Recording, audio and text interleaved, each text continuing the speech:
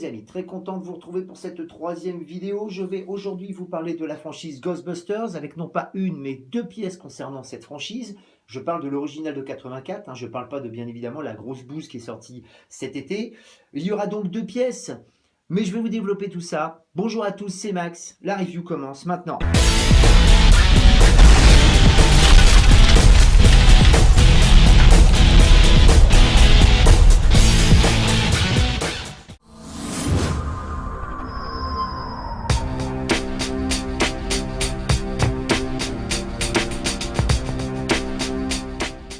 Alors oui, comme d'habitude, la présentation du packaging avec bien évidemment les petites informations importantes.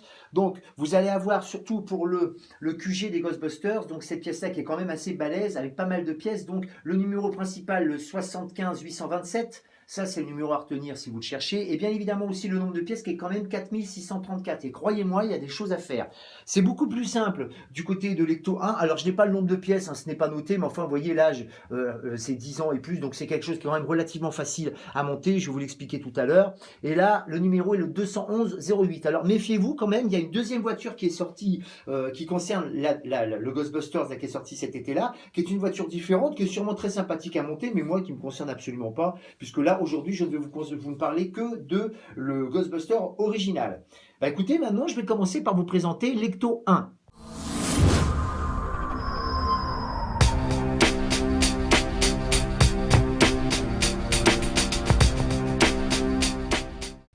Alors oui, l'Ecto 1 que je vais vous montrer et vous présenter très rapidement, parce qu'il n'y a pas grand-chose à dire. Quelqu'un qui est même, même en étant profane de Lego, vous montre ça en à peu près une petite demi-heure. Donc c'est quelque chose d'assez précis. Assez précis. Moi, je regrette un petit truc sur cette pièce-là, c'est qu'elle soit assez petite. Alors, certes, c'est proportionnel au personnage que vous voyez là, bien évidemment, mais je l'aurais préféré un petit peu plus grosse.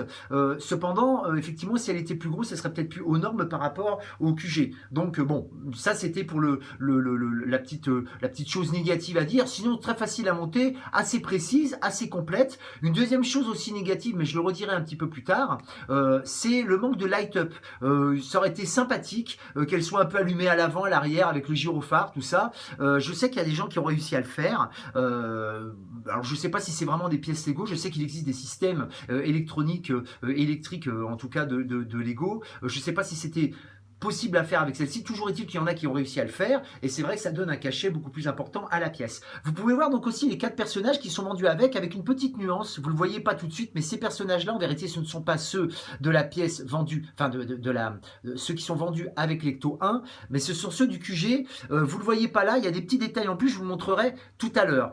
Sinon, effectivement, quand vous l'achetez, vous avez aussi ce petit support pour mettre les 4 persos, et ça, c'est assez sympathique. Voilà, il n'y a pas grand-chose de plus. Bon, je vais me rapprocher un petit peu pour vous montrer quand même les petits détails de l'Ecto 1, mais honnêtement, vous voyez, c'est assez précis, c'est bon, c'est succinct quand même aussi, je vous le dis, en une demi-heure, vous l'avez fait, vous voyez, le dessus est assez, c'est un peu du bordel, mais enfin, c'est un peu comme leur Ecto 1. Bon, il n'y a pas de choses qui s'ouvrent, comme le coffre, ou les portières, ou quoi que ce soit. Il y a quelques petites choses mobiles, comme vous voyez, les petites, la petite échelle, là, la petite antenne, tout ça, là, mais enfin, rien de bien spécial. Le but, c'est de jouer avec. Vous pouvez effectivement rentrer les personnages dedans, mais alors bon, faut enlever le dessus, faut le replacer, enfin, c'est pas toujours facile. C'est pas que c'est pas toujours facile, mais vous voyez, si vous enlevez ça, vous pouvez le faire très facilement, il n'y a pas de problème. Si vous enlevez le dessus du toit là et placez les personnages dedans. Cependant, faites attention de ne pas perdre une pièce. Vous savez comment c'est les Lego, si on ne les colle pas.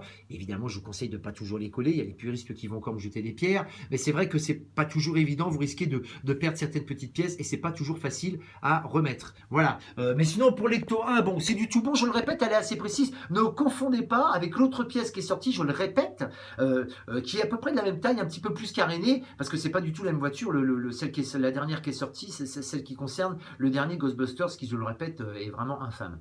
Voilà. Je vais passer directement au gros truc de la review, c'est-à-dire le QG des Ghostbusters. Alors oui, pour le QG, il y a beaucoup plus de pièces, beaucoup plus de choses à montrer et donc beaucoup plus de choses à expliquer. Alors je ne le fais pas tourner parce qu'il y a pas mal de petites choses à ouvrir et à vous montrer tout de suite. La première chose que moi j'adore dans cette pièce-là, d'abord c'est la taille. C'est-à-dire, bon déjà elle est vraiment bien évidemment conséquente. D'ailleurs je vais montrer avec le Ecto 1 à côté, ce que ça donne. Alors, j'ai pas essayé de rentrer effectivement la pièce là, dedans, comme on pourrait le faire dans le film, j'en sais rien du tout. Honnêtement, je vais vous l'ouvrir tout à l'heure parce que c'est une pièce qui s'ouvre, c'est le côté très très positif de cette pièce-là. Il y a énormément de détails. Alors, j'ai pas été regarder à la brique près s'ils avaient été très précis. Ce que je sais, c'est que pour une pièce comme ça, vraiment, qui est quand même assez élevée, hein, mine de rien, elle est à plus de 300 euros, donc il faut bien réfléchir, il faut vraiment être fan, quoi. C'est vraiment pour les fans ardus, mais enfin, c'est une pièce vraiment très très conséquente, et il y a énormément de détails. Alors comme je vous l'ai dit, effectivement, il y a énormément de pièces, il y a énormément de personnages, je vais m'approcher, alors vous allez avoir donc la grosse différence d'ailleurs, je vais vous la montrer tout de suite entre les personnages. Attendez, je repose le bousin. Je vais vous montrer effectivement la différence qu'il y a entre les personnages, je vais en prendre un au pif, et puis vous montrer la différence qu'il y a entre les personnages vendus avec l'Ecto 1. Alors, vous voyez, je vous le montre juste à côté, là, voilà. Bon, vous allez voir, rien d'exceptionnel, hein. Vu comme ça, vous allez me dire, bah, c'est le même. Bon, il y a plus d'accessoires, mais enfin, les accessoires, on peut les interchanger, donc c'est pas vraiment gênant. Non, par contre, pour les puristes, ce qui est génial, je vais le tourner un peu celui-là, c'est que vous voyez, regardez, il y a déjà le sigle pour celui-ci sur l'épaule, comme dans le film, et puis les petites coudières que vous allez avoir sur le vêtement là, que vous n'aviez pas ici. Voilà. Alors, bon, c'est un détail, mais c'est vrai que pour les puristes, c'est quand même très sympa, et c'est valable pour les 4 pièces là. Donc je répète, cette pièce là, en vérité, sont vendues avec le QG, hein, on est bien d'accord. Sinon, vous aurez celle-ci avec l'Ecto 1. Donc ça, c'est la première grosse différence. Je vais en parler tout de suite parce que je voulais vraiment pas l'oublier, parce que c'était pour moi quelque chose d'assez important pour les puristes de savoir que le costume était vraiment très bien rendu. Le deuxième, oui, alors je me rapproche, il y a d'autres personnages. Vous allez avoir celui-ci, vous savez, qui est dans le taxi, pour ceux qui se souviennent du film, ou ceux qui l'ont vu récemment, celui qui est dans le taxi à un moment donné, qui a une tête de mort. Vous allez avoir Anna Barrett, Sigourney Weaver, Harold Ramis, non, pas Harold Ramis, Rick Moranis, pardon, excuse-moi. Harold Ramis, c'est un Ghostbusters, autant pour moi. J'ai oublié le nom de l'actrice, vous savez, c'est parce qu'on dirait que c'est un petit bonhomme, que c'est un bonhomme, voilà, mais c'est bien une fille, c'est, vous savez, la standardiste. Vous allez avoir aussi le premier fantôme que l'on voit dans la bibliothèque, vous savez, qui dit des bouquins, là, la première fois que les Ghostbusters rencontrent un fantôme. Et puis, bien évidemment, et là, je me recule, et là, c'est le côté super positif de cette pièce-là, c'est ceci. Alors, je la tourne un tout petit peu, en étant délicat, bien évidemment, je déplace les bonhommes, c'est ceci. Alors, hop, alors déjà, hop, vous ouvrez ceci, complètement, et l'autre côté. Alors, je vais essayer de la déplacer pour que vous voyez bien à l'intérieur. Vous voyez que c'est énormément, c'est blindé de détails. Je vais vous montrer ça au plus près, vous voyez. Regardez un peu. Alors, vous avez... vous avez le bureau en bas, vous allez avoir les marches, vous voyez que pour le système de blocage, vous savez, le barrage des fantômes, voilà. Il y a pas mal de pièces mobiles, vous allez avoir les sièges, enfin, vous voyez, les tables, le jeu vidéo, le billard, enfin, c'est fourni, mais c'est même beaucoup plus de détails que ce qu'on peut voir dans le film, parce que bien évidemment, dans le film, on voit pas forcément tout ça, mais enfin, vous voyez que c'est complètement présent, c'est pas toujours facile à monter. Alors, quand je dis c'est pas facile à monter, c'est pas que c'est pas facile, c'est que c'est extrêmement long, notamment pour ces petites pièces-là, vous passez facilement du 10e au 14e sac à faire, avec 3 sacs par numéro, à faire que des petites choses comme ça. Alors ça prend pas mal de temps, mais bon, vous voyez, une fois que c'est fait, c'est plutôt sympathique. Vous avez même, vous voyez, les portes ouvertes là, quand vous ouvrez ici, hop, et puis vous allez avoir, je sais pas si vous allez bien le voir, mais vous allez à l'intérieur, vous savez, les Ecto, vous avez l'espèce de sac à dos là qu'ils ont.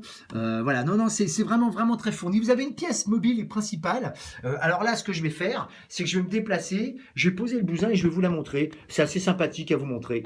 Voilà, alors faites bien attention, hein, c'est laser. Vous allez voir, hop, si monsieur veut bien se décrocher, voilà. Voilà, bon, c'est la fameuse rampe de pompier, c'est pas exceptionnel non plus, mais enfin bon, elle est présente, autant vous le montrer. Non, c'est une pièce qui est extrêmement précise. Vraiment, moi, j'ai vraiment eu un vrai plaisir à faire. Alors, c'est pas la première fois qu'ils faisaient des bâtiments comme ça, hein, les Lego, il n'y a pas de souci là-dessus. Simplement, c'est vrai qu'il y a énormément de détails. Moi, la dernière pièce que j'avais fait qui était assez complète comme ça, c'était la maison Simpson, que je montrerai dans une autre vidéo un jour. Mais la maison Simpson était très étriquée. Là, vous avez quand même la place de balader les personnages pour ceux qui veulent, pour les gamins qui veulent jouer ou quoi que ce soit, vous avez la place de jouer si vous voulez, de les balader. Dans la maison Simpson, c'est vraiment succinct, mais bon, vous verrez, c'est pas une review sur la maison Simpson, mais enfin c'est pour vous montrer quand même la différence. Non, c'est c'est vraiment très bien fait. Alors, je vais refermer là pour vous montrer autre chose que je vous ai pas montré, parce qu'il y a pas que ces personnages-là, il y a aussi quelques petits fantômes sur le vent qui s'accrochent tout bêtement, vous allez voir, c'est vraiment très rapide. Hop là. voyez, je tourne. Voilà. Alors, comment est-ce qu'il s'attache ceux-là? Bah, c'est simple, hein, vous enlevez une brique. Et puis vous mettez la tige et puis vous avez les fantômes ici avec notre fameux, vous savez, petit copain là qui mange les jeux. Je vais vous le montrer. Ils ont pensé à tout, vous voyez. Une petite mise au point, ça serait peut-être pas mal. Voilà, le bouffe-tout là. Donc voilà, je vais le replacer. Ça sera plutôt pas mal. Voilà. Non, non, je vous l'ai dit, c'est une très très très belle pièce. Bon, je le répète, peut-être un peu cher parce qu'elle est vraiment très chère hein, quand même. Hein. C'est quand même une pièce je vous dis, qui est dans les plus de 300 euros, mais qui va être très très vite épuisée. Non, en fait, là, c'est certain. Hein. Si vraiment vous vous attendez trop longtemps, je pense que ça va être épuisé assez rapidement. On n'est pas sur une franchise comme Star Wars, tout ça, bien évidemment, mais quand même, ça reste que d'être une pièce qui va s'épuiser assez rapidement. Bah écoutez, maintenant, ce que je vais faire, c'est que je vais vous parler des points positifs et négatifs, parce que oui, il y a des points positifs et il y a pas mal de petits points négatifs quand même.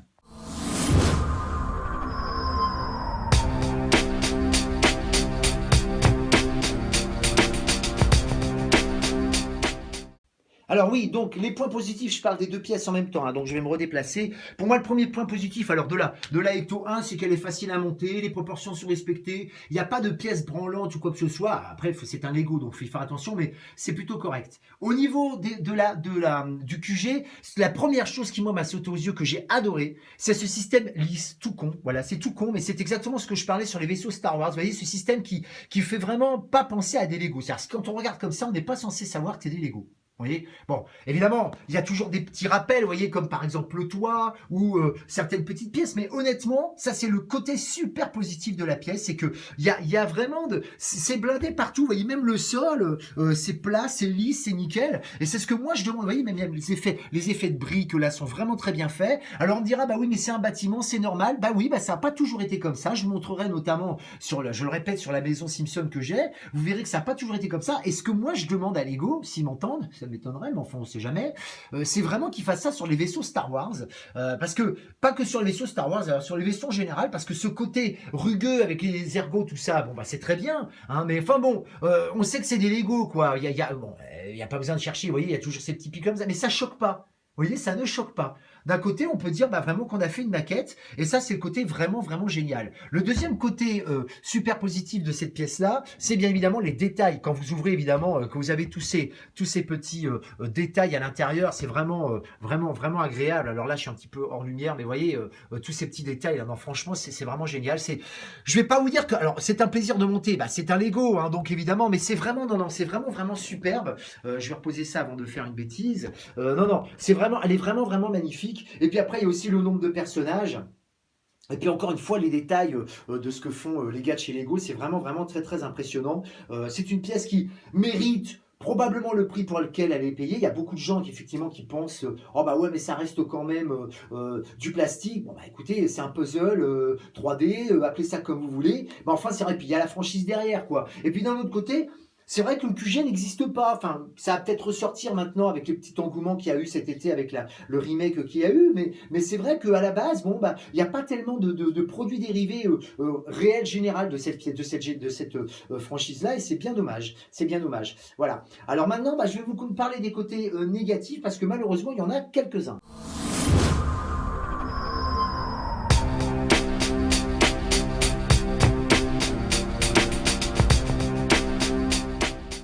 Alors oui, le premier côté négatif qui m'a un petit peu gêné là-dedans, c'est que, et c'est d'ailleurs toujours comme ça la plupart du temps, je m'approche encore une fois avec les Lego, c'est justement ce système d'ouverture. Alors vous voyez, bon là, ça a l'air très bien comme ça, vous voyez déjà, paf, ça bloque là. Ça bloque parce que bah il y a du poids, ça force un peu, donc faut vraiment pas y aller comme un bourrin. C'est pour ça que même si les gamins peuvent y jouer, il faut faire attention. Et en plus de ça, vous voyez, cette partie-là s'ouvre complètement. Pas celle-ci. Alors le nombre de fois où je me suis retrouvé à l'ouvrir et à vouloir aller jusqu'au bout et crac, et bien évidemment, avec la force, tout se décroche. Et là, c'est un petit peu casse-pied. Ça, c'est quand même un petit point négatif, parce que c'est vrai que les gamins, quand ils vont y jouer, bah, ils vont pas forcément faire attention, et ça risque de déboulonner pas mal de pièces. Donc ça, c'est un petit peu casse-pied. Pareil pour la fermeture, vous voyez, c'est pas toujours évident. Vous voyez, crac, hop là, ça risque voilà, ça frotte un peu, faut soulever un petit peu. Et puis vous êtes obligé de l'ouvrir d'une certaine manière, vous voyez, parce que si vous ouvrez celui-ci, si vous fermez celui-ci en premier, bah, l'autre peut pas se fermer. Donc c'est un petit peu casse-pied. Toujours pareil. Bon, une fois qu'on le sait, on le sait. Et puis bon, là, je le répète, hein, nous sommes des adultes, donc nous faisons attention. Mais c'est vrai que bon, pour des gamins, ça sera pas toujours aisé. Un autre petit petit truc aussi négatif, là, je le dis quand même, c'est l'arrière. J'ai trouvé l'arrière, alors c'est pas l'arrière le plus important, mais vous voyez, bon, ça coûtait rien, je pense, de mettre des briques ici pour cacher, ça fait pas très esthétique. Alors, c'est vraiment, je pousse évidemment le bouchon un peu loin, mais sinon, c'est vrai que, bon, bah, c'est pas très esthétique, quoi. Quand on voit tout ce qu'ils ont fait pour le toit, pour le mur, tout ça, non, franchement, c'est pas génial, voilà. Sinon, bon, après, alors attendez, je vais vous reposer ça là-dessus. Après, il y a d'autres petites choses aussi qui sont, alors c'est pas négatif à fond, mais autant les détails, c'est super, hein, les détails qu'ils ont fait à l'intérieur, c'est vraiment superbe. Là, de ce côté-là, on est tous d'accord là-dessus. Mais il faut bien reconnaître une chose extrêmement importante.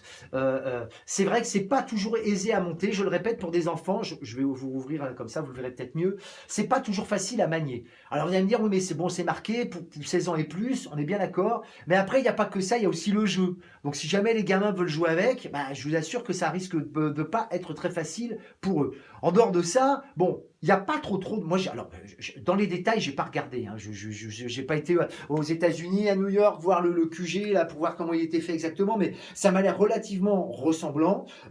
Mais c'est vrai que bon, c'est pas toujours aisé. Hein. On est bien d'accord, et surtout dans la manipulation. Je le dis parce que ça peut paraître anodin, mais enfin, bon, moi, je sais pas pour jouer avec hein, quand je l'ai acheté, mais je le répète, si vous avez des enfants, ça risque d'être un peu casse-pied. Voilà, ça c'est les deux points négatifs de cette pièce-là. Pour le reste, après, c'est du tout bon. Je pourrais rajouter effectivement le prix, mais bon, quand on connaît Lego, on sait que c'est quand même pas non plus toujours donné. Donc voilà. Bah voilà, ça sera tout pour les points négatifs. On va passer à la conclusion.